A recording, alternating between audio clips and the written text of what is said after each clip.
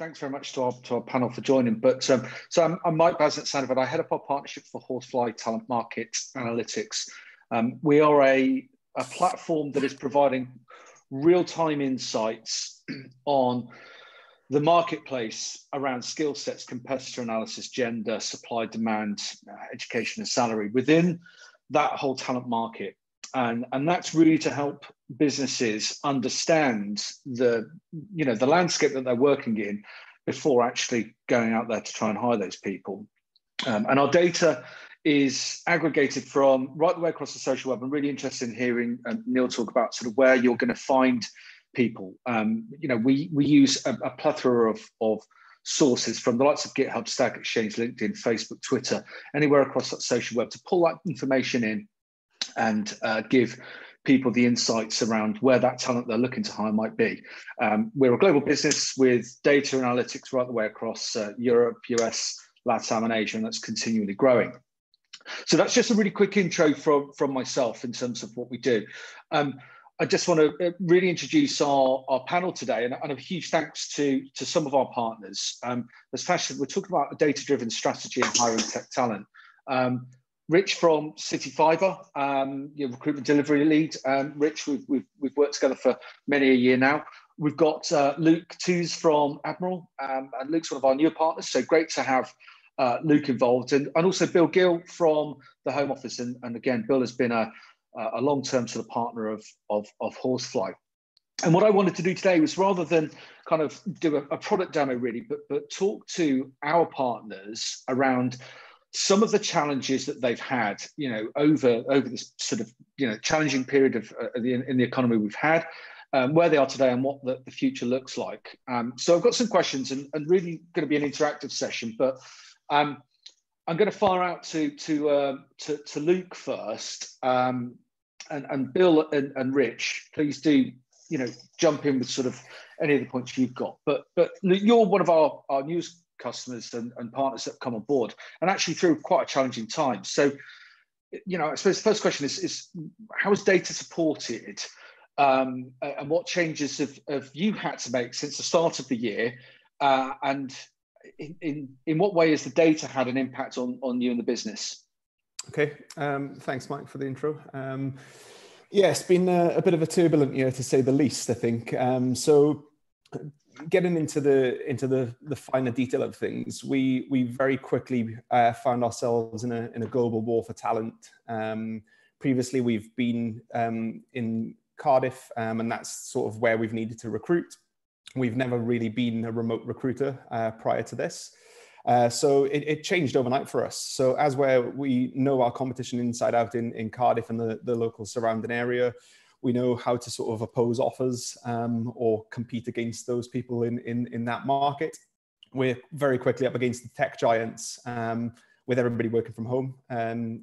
Anybody can work anywhere in the world, and that's what we're seeing. So very quickly we had to change our style. So the data that's allowed us to do that has sort of centered around understanding what skill sets or what hotspots there are around the country. Using a platform like Horsefly has been a real sort of plus point for us in that space particularly. And that's led us to sort of hiring in those locations. So we struggle with a very competitive market in the tech space in Cardiff. So having the ability to search for skills across the UK is something that we've found very useful for us and something that we're continuing to do. I think on top of that, we've had an impact as a business and build on our brand name from scratch really across the UK now is something that we're working on. So we want to be seen as a viable tech employer. We want to, we've got a pretty decent reputation for the most part, I think, as an employer in general. But when you look at tech specifically, we share the same challenges as many other businesses and organizations as to how do we be seen and how can we be perceived as a strong tech employer. So we were comfortable in where we were going with that in Cardiff, and then all of a sudden again we've gone UK wide, and even in some cases it'll be further afield than that, I'm sure, in the future. So I think that comes hand in hand with things like understanding what salaries we need to pay based on location, as in the benefits as well, and the overall sort of employee experience and what others are offering around the UK. So I think in a nutshell, it is that sort of global market now, and that's the biggest impact that we've seen for us in the tech space when it comes to recruitment so far. Yeah, no, sure. Thanks, Luke. And Rich, I mean, a similar sort of questions, but I suppose the same to you, really, because I know, you know, we've spoken in different guises and different roles that you've done. So where with City Fibre in your role, how's that sort of impacted you? I mean, some of the recruitment we do is location specific. We're building a full fibre network across the UK, so some of the stuff we're doing is very specifically aligned to the cities and towns that we're building in. But as Luke said, some of the other stuff is you know, we're much more now flexible about where someone can operate from. So some of our more technical roles, whilst typically may have been based in some of our hubs, we're now able to kind of target across the UK. So, you know, using the data to help us identify where the talent actually sits, to be much more targeted about where we can get the best talent at the right sort of price, it has been really useful for us. I think, you know, Luke's point about understanding salary, we want to be upper quartile payers in the market. We want to understand and make sure that we're competitive to attract the best talent into the organisation. And actually having access to real-time data around salary has enabled us to push our reward manager to look at our salary ranges that we offer. You know, our reward manager's done a load of work on pay grades and making sure that we are in that upper quartile, but we do still come across, you know, real examples where we're struggling to fulfil because we're not quite right. And having access to that data has really enabled us to push that agenda properly with our reward manager and make sure that we are continuing to provide competitive offerings to the candidate market. But I think the other thing for me is just, you know, enabling us to plan ahead, knowing where we need to go and how and where the challenges are going to be, so that we can make sure that we're building our strategy ahead of the game, has been really massive for us. And, you know, actually COVID hasn't impacted us massively because we're still building the network, but we did have a period where we had a headcount freeze, and we were able to use that time to really drill down and understand the markets that we needed to be recruiting into, and really get ahead of the game, ready for when we were hitting the UK fairly significantly with a large volume of vacancies again. Yeah, no, thanks, Rich. And I suppose it's really, really interesting and how different businesses have been impacted. And Bill, thanks for joining. I suppose one of my questions over to you, Bill, is, I mean, you know, it's the demand is always changing, you know, of a business, and the uncertainty we've all been through. What are the sort of the priorities and challenges that you're facing today? And again, similarly, you know, where's data playing a part in that? Sure. So I'm with the Home Office. We're slightly different to some of your other presenters in the sense we're the public sector. So for us, part of the challenge for us that we've got is how do we ensure that we can actually continue to provide public services in an effective way, which also is more cost effective for the taxpayer. So by essence, we are moving to what we call digital by default. So as much as possible, government, including the Home Office, are striving to automate the way that citizens in the UK can interact with government and the services we provide. Now that places a huge challenge on us because obviously, traditionally, the Home Office, like other government departments, have been driven by face-to-face interactions with individuals. And to a degree, we're moving to online services as much as we can to offer those same services in a much more expeditious and easier access routes for citizens, so they don't have to physically come into an office space to seek a service. Now that is placing a huge challenge on the department because we're having to expand our digital capability quite significantly, and it's continually evolving because obviously as we identify more services that we can potentially digitize or automate, we need to bring in those skill sets to bring into the department to help deliver that. Now, for us, the big challenge that we've got is we're facing the private sector.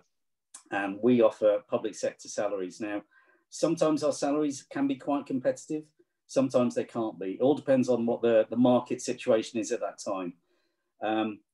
One thing that's interesting with COVID, and your data through Horseflies helps give us that kind of information, is that currently supply is outstripping demand, in the sense that there are a lot more people out there looking for work than there are recruiters actually out there offering roles at the moment.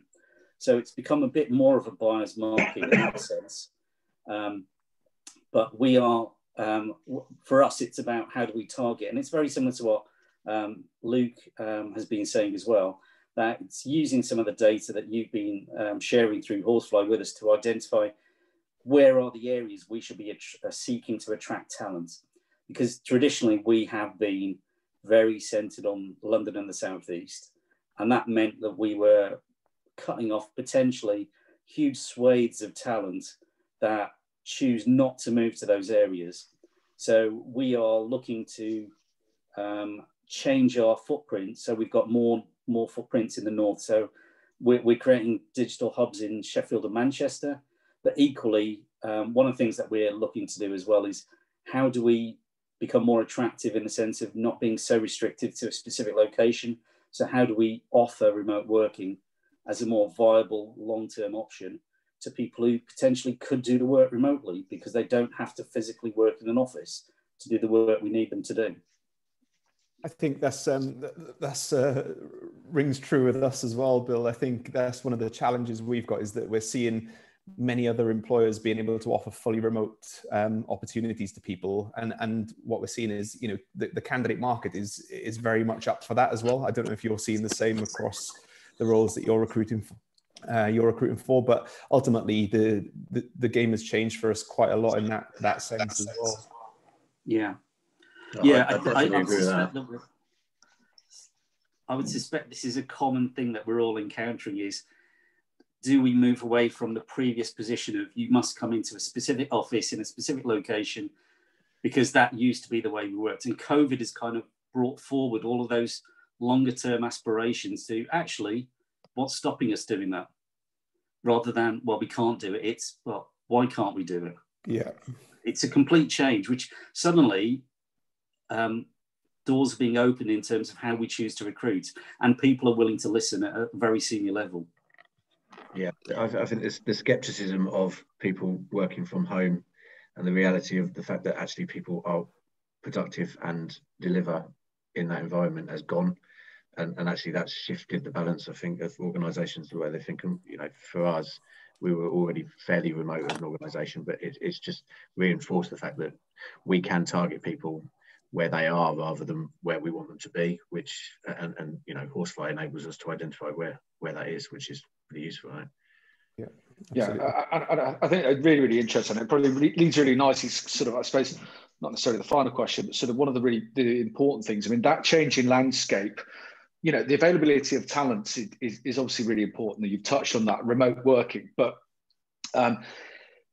what about that? You know, Luke, you touched on it at the beginning, that competitor aspect. Is that, you know, it's opening up the door to different competitors that you perhaps never really thought about in the past, because when you are siloed to a certain location, that doesn't become, perhaps a thought process. And how's the data then? I mean, and this is probably to all of you really, because Bill, you've touched on opening in Sheffield and you know, Manchester in terms of, you know, hubs. You know, how are you using the data to drive that future strategy, and the impact that everything has had so far?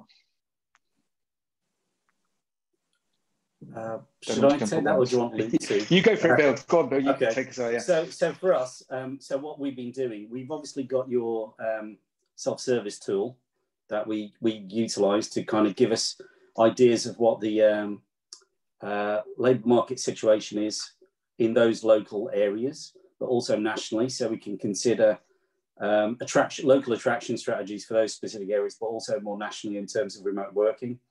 Going forward as well, it gives us an indicator as well of what's our local competition then? Who are we actually competing against in those locales, who are going to be our immediate competitors?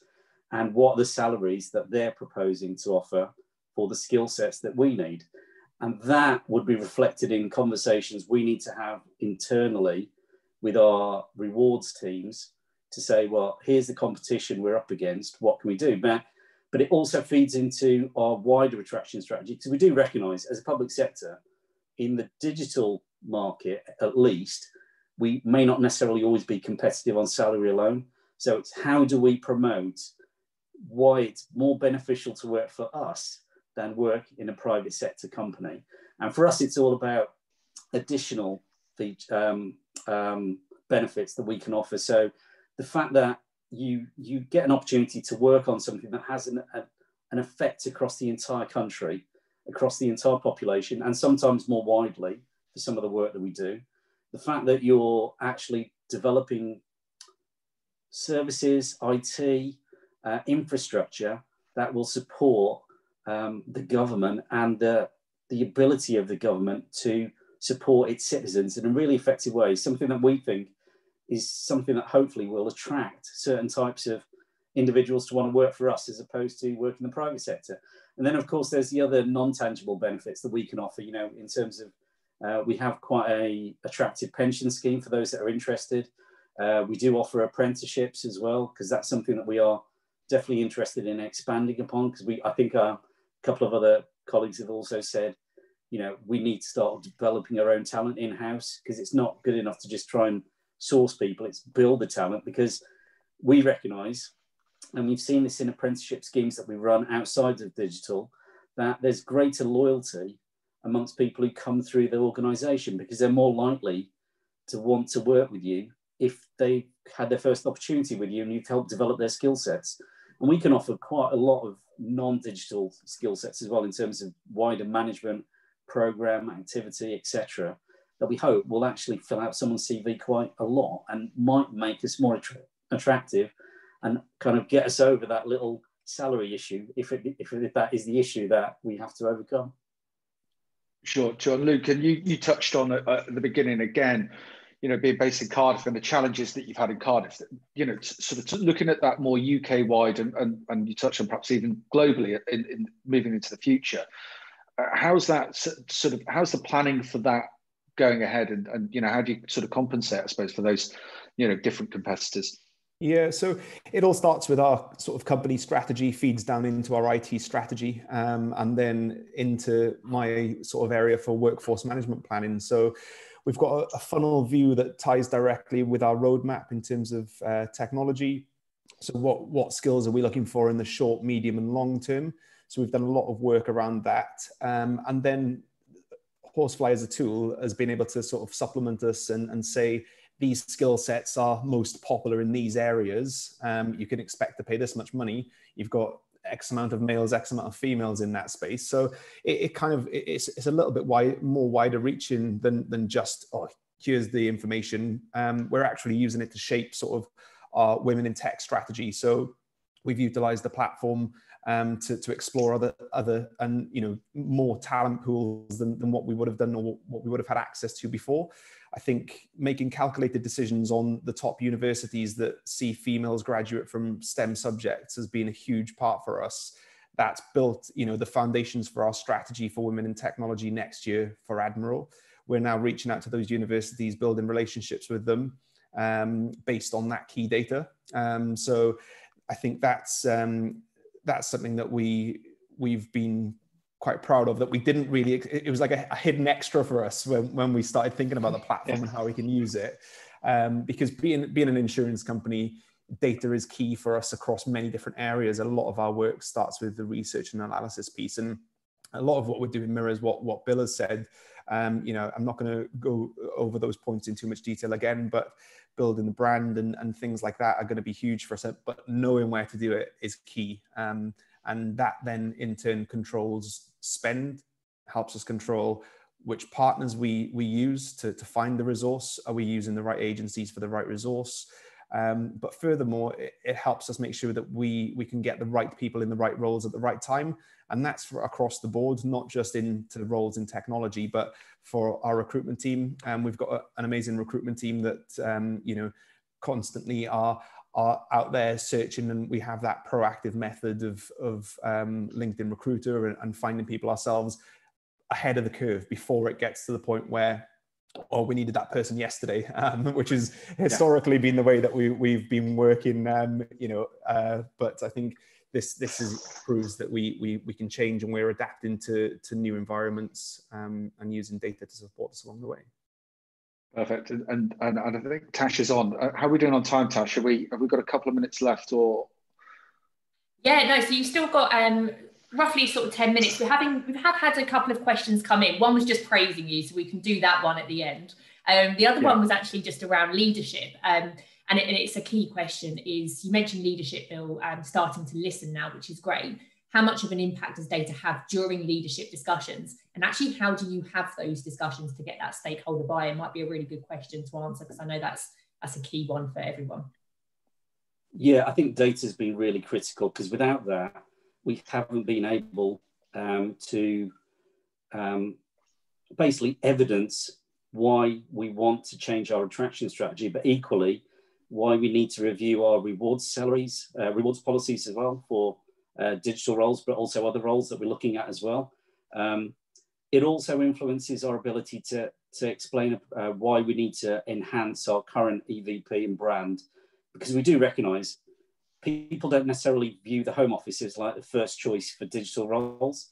We need to get out there and actually explain to the digital market, actually, we are out there and we offer a huge variety of digital roles. That's something that we're trying to catch up on, so that we're viewed in a closer way to the private sector, in the sense that, yeah, Home Office should be one of those preferred choices for as an employer going forward. We know that's a major thing, but all of the data we've been gathering through Horsefly and other areas is we're using that to kind of justify the decisions at the top, and that's been really helpful, because it's meant that they're starting to buy into the concept of producing more labour market reports for roles that they find hard to fill, or for roles that they want to fill going forward, because it means we can build that into the attraction strategies for those skills.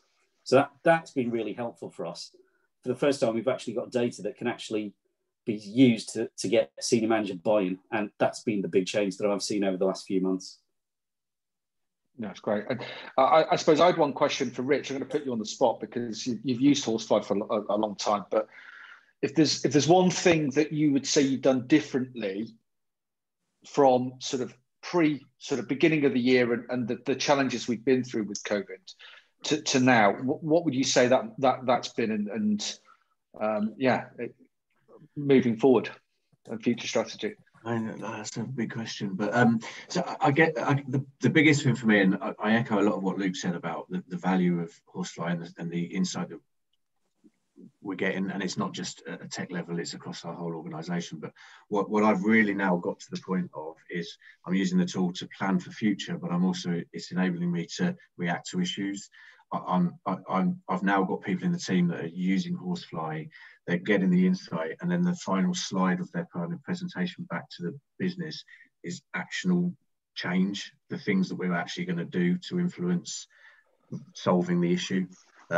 It's great having access to data and insight, but if it doesn't actually generate any change or kind of deliverable actions, then it's not really doing much. But where I've really now got to with the team is that we're able to understand an issue and come up with 5 key things, 6 key things, whatever, that we're going to do differently to impact a different approach to ensure that we fill the role. And for me, that's the biggest impact that we've started to get out of the system is yes, I can plan for the future. Yes, I can demonstrate insight to leadership and help justify our strategy. But actually at a tactical level, I can make real key changes to ensure that we fill the roles as quickly as possible. And that's what I massively love about where we are as a business now with the tool. Yeah, I'm going to add a little bit to that, if that's okay as well, from my perspective. I think we've used it in a way to say, well, actually, that skill set is going to cost us X amount, and we're finding that they're based quite far away from where we are. So we can factor that into a learning and development pathway. So we build career development for our own sort of employees. particularly around those technologies that are very difficult to find. We use some legacy technology and very difficult skill sets to find in insurance and in insurtechs.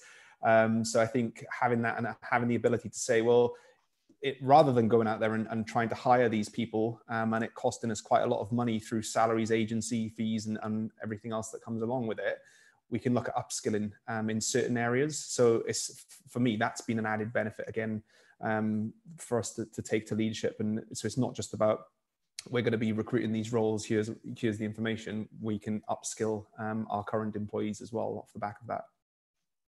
No, I think it's it's a brilliant build, borrow, and buy, isn't it? And I think that more often than not, that if you can't find, we're always thinking now, and I suppose the advantage of planning is that you can start to think about the strategy you talk about, Luke, and Bill and Rich as well, in terms of university partnerships and that next generation of talent coming through. And I also think that plays a big part in the gender piece as well, because we know, I've spoken to all of you, and Bill, you touch on it as well. Gender diversity is becoming, well, it's been around for a long time, and actually within the technology marketplace, there is only a certain amount of gender diversity. So how do we build that next generation? And I think you've touched on some of that as well. Yeah, I think actually what the data you've been sharing with us through Horsefly has actually bizarrely reassured us in the department, because we're actually finding at the moment we're outperforming the general market of supply. That we know what the ratio of female digital specialists are, and at the moment we've got more females employed than than the data that's being presented to us nationally. So that's a positive, but equally we recognise that we shouldn't just accept that. We need to increase it so that there's greater parity between the genders going forward. And that there is that point that I think Richard and Luke have both said as well, about how do we increase our women in tech and what are going to be our initiatives. And I think that point about, do we go for people who've got all the experience, or do we go for the people who've only recently graduated and targeted those areas and build up their capability with us? That's something that I think might be something that might be more effective for us, bearing in mind we potentially might have less competitive starting salaries for people with less experience, but maybe we can offer something else to them. Yeah, perfect. Amazing. Guys, that was a really interesting panel discussion. We have had 2 quick questions. So just in the last 2 minutes, we're going to try and whiz through them. So Mike, this might be one better directed to you. Is what support do you get, as analytics can be quite difficult to interpret, and I'm sure that's a feeling that a lot of people get. So yeah, is it just a spreadsheet? Look, I think all of the guys on here will probably verify. Look, it's data is only as good as what you get out of it. It is actually how you interpret that, and the reason that Luke, Rich, and Bill are on is because with the support of a customer success team that we have. It is about making sure that we can upskill the relevant people within teams to interpret that data to make a change. And I think that's absolutely critical, that it's all well and good having a tool, but unless you've got that support to actually train you up, then it just becomes data. And that's people are making the impact. I think there's 2 bits actually. It's just only as good as the search, and then it's only as good as how you analyse the data. And I think the customer success team that we work with helps our team to really drill the search down properly, because you can create a high level view of a market, but it's not really a true reflection of what you're trying to look for, and that bit is critical. And then it's how do you analyze the data to make informed decisions, and that's how we've then got to that point where we're making actionable decisions off the back of it, because we understand the data rather than just presented with a bit of insight, and that's through, I guess, the customer success team that's enabled us to get to that point, I think. And that's the end aim, isn't it? Being able to make those informed decisions off the back of that data. And a very quick one for you. So do you think remote working will drive up more women in tech with that added flexibility? We've run out of time, so just perhaps a quick yes/no response would be great from all of you. Yes, I hope so. Yeah. Yeah, but also yes, you hope so. Okay, brilliant. Yeah, Richard? why not? Yes. Luke? Yeah. Why not? Yeah, great response, Rich. Mike, what about yourself? Yeah, definitely. Excellent. Well, what a positive note to end on in that case. So